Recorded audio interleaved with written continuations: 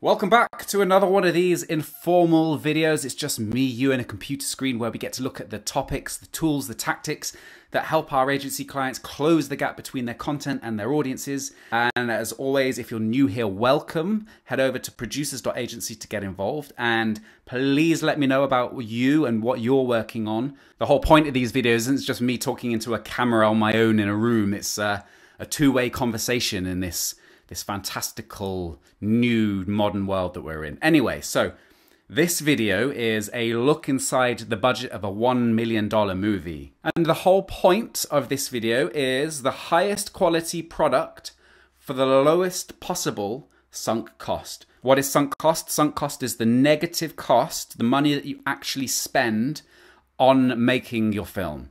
So there can be costs that aren't sunk. For example, maybe you have a deal with an edit studio and they will do your edits for free up front and they will recover the money after it's been distributed.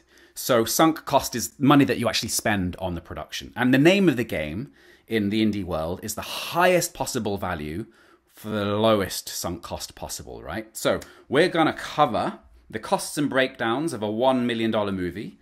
We're gonna have a look at how low can you go.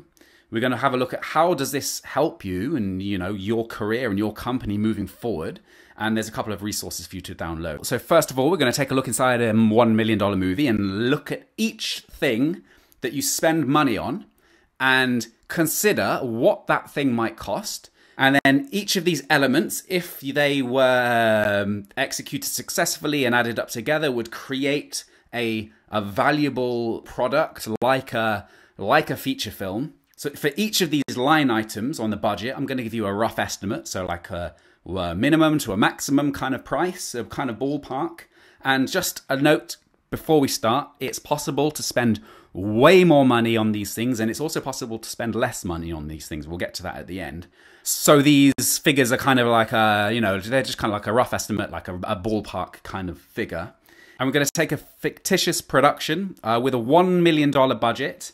And in reality, the budget of this movie is ultra low. Now I'm going to give away the punchline to the story. So you'll see that this $1 million movie actually in reality has a negative cost of about 150 to 300,000 pounds or dollars it can be. So I just wanted to start with this. In reality, it's nobody's business what your budget is.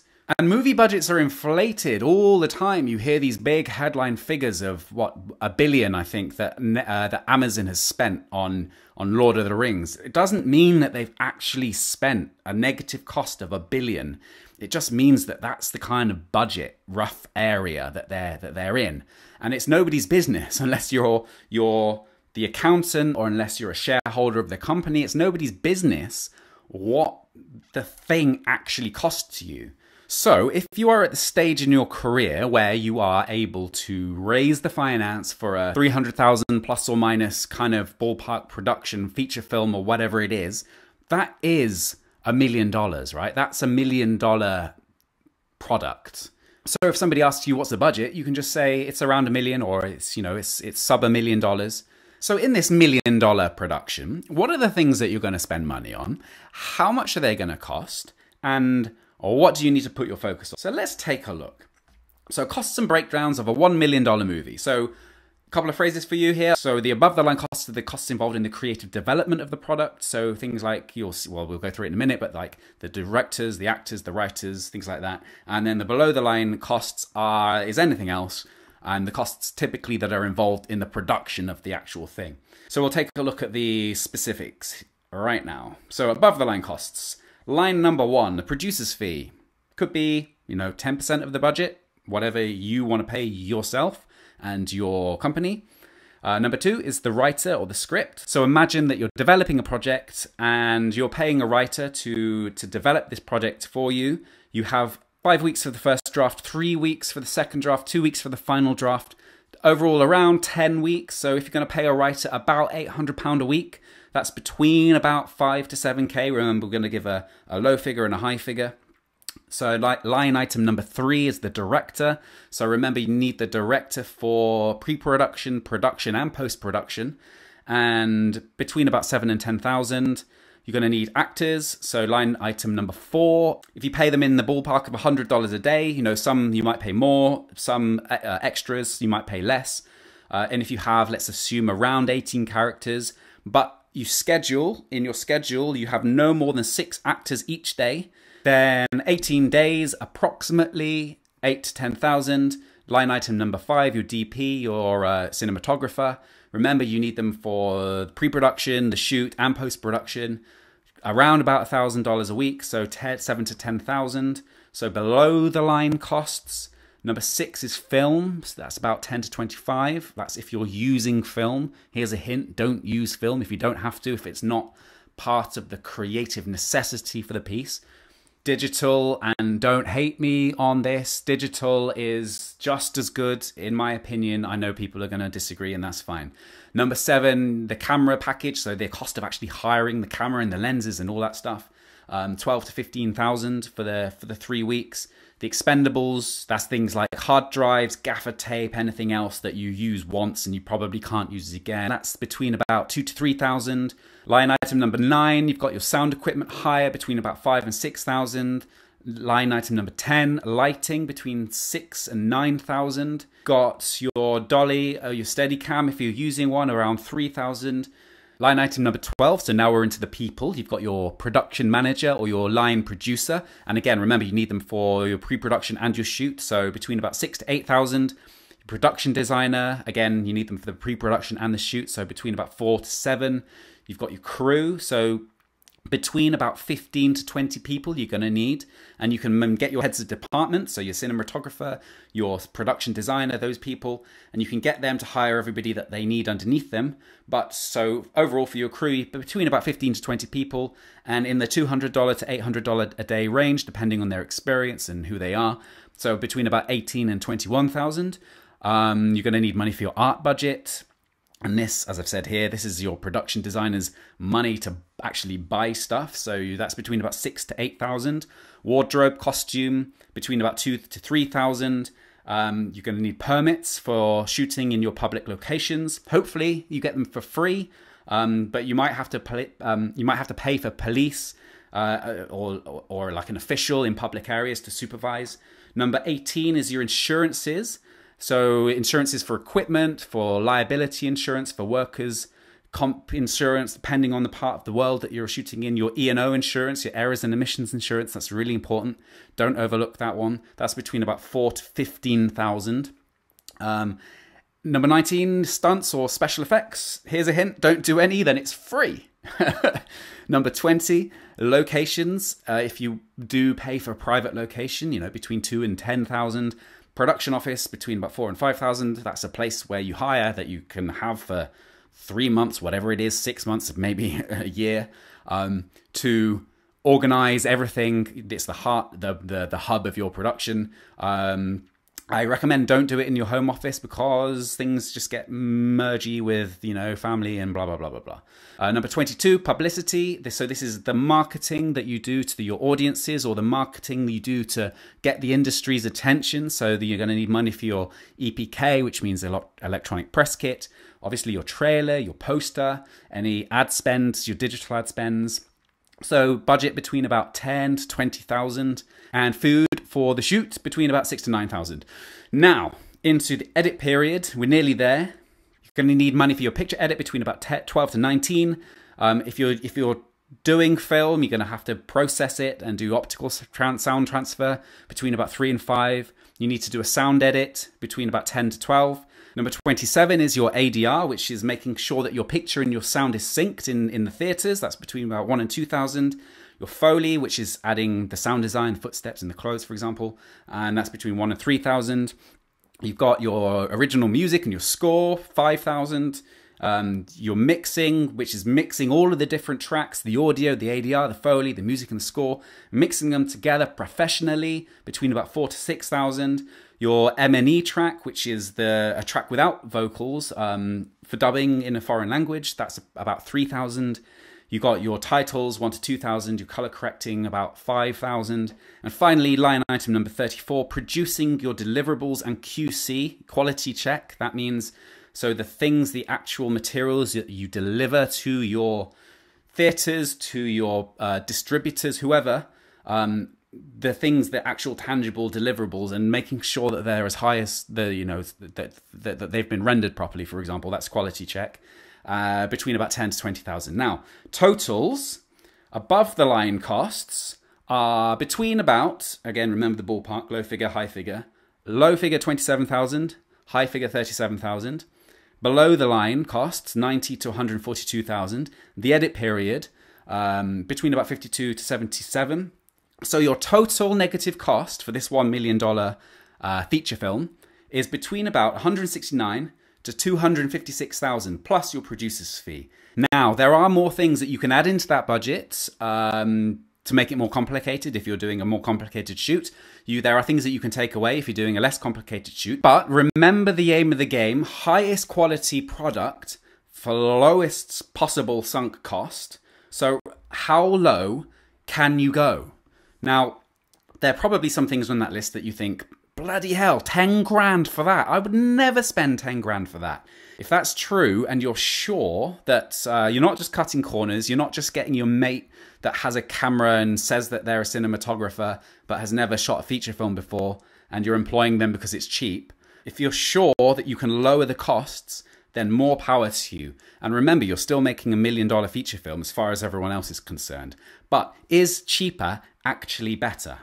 So I encourage you not to squeeze the budget and to cut the budget and but to remove quality, right? That'll do attitude is the thing, especially in the emerging kind of section of the industry. That attitude is the thing that destroys productions. And a big example of that is sound. So people always overlook sound and they don't think it's important, or they think it should be way cheaper than it actually is. And they don't put their attention on it because it's kind of invisible, right? They're making a visual thing and then they realize, we screwed the sound up and the whole thing is just destroyed. And all of these things have market rates, and the rates of the market are there for a reason, because there's supply, there's demand, and as people get better and more experienced, they're going to need paying more, and you have to pay. Sometimes it's better to pay for that quality. The second thing I want to talk about is the distribution P&A budget. So in this budget, you will notice that one of the only distributee kind of line items is this, where is it? This publicity. So you're paying for marketing to market yourself to audiences and industry. And that's producing as I said before, the UPK, the trailer, the poster, the ad spend, etc. Now, 10 to 20,000, that will get you an initial marketing campaign to some key players and to some audience on a small scale. Now, hopefully you find a distributor that is going to partner with you, and they're going to spend money on advertising your production on a much bigger scale.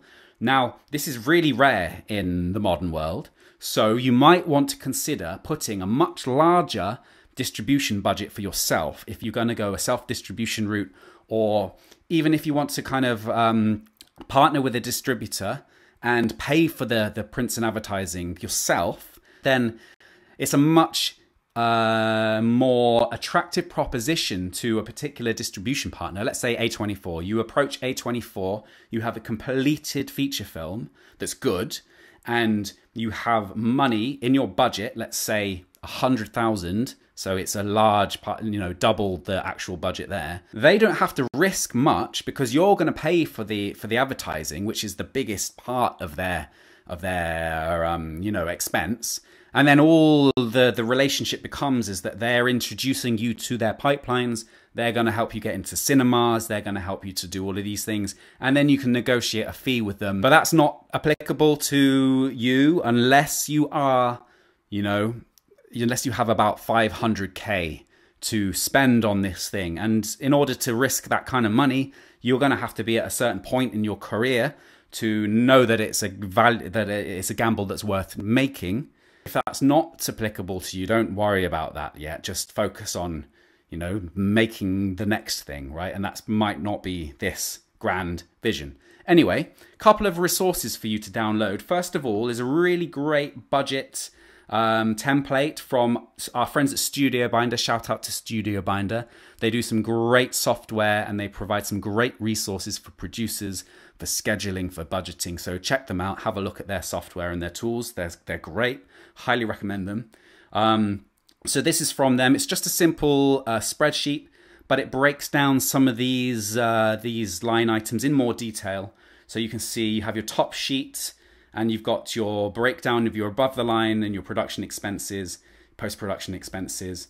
And then in the different tabs, so you fill in the details in these tabs and then it populates automatically on the top line, which is on the top sheet, which is really useful. So you have your above the line expenses, tab 2 is your production expenses, your post-production expenses and other expenses. And it goes into a little bit more detail, some other things. So for example, here, music, it breaks it down into many more different potential areas of the budget. So that might give you some more inspiration or give you some more clarity on the things that you might need to be spending money on.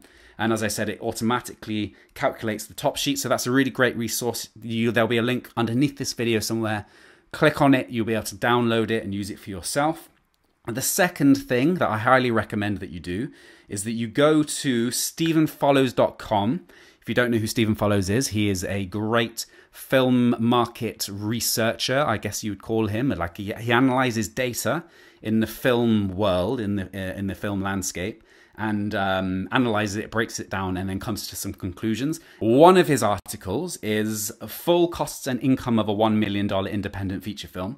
And it does something similar to what I've just done now, but with a real example, which is Papadopoulos and Sons. So he takes Papadopoulos and Sons, and it's an interview. So he's spoken to the filmmaker, Marcus Macau, I hope I've pronounced that correctly.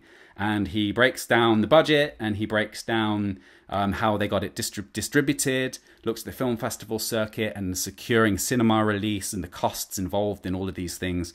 So it's a really in-depth article. I'll just skim through it real quick. You can see they break down lots of stuff. I highly recommend that you go to that. So if you go to stephenfollows.com and if you search for, what's the article called? Full Costs and Income of a $1 million Independent Feature Film. That's highly, highly, highly worth your time. So I encourage you to go to that. So what's the point? Let's just remind ourselves. So highest quality product at lowest possible sunk cost. And if your sunk cost is in the range of 100, 200, 300, 400, 500,000, your budget is $1 million movie. So go through those line items, get an idea of what your next production is going to cost. If you don't know how to produce those individual line items, if you don't know who to contact to get them done, for example, Foley, how do you do a Foley? Who do you need to get in contact with? Then start to do those bits of research now. And let me know what you're working on. I hope that this has been useful. As always, if you want to reach out to me, let's have a conversation. I'd love to know who you are and what you're doing. And as always, it's been a pleasure. So thank you very much, everybody, and I will see you in the next one.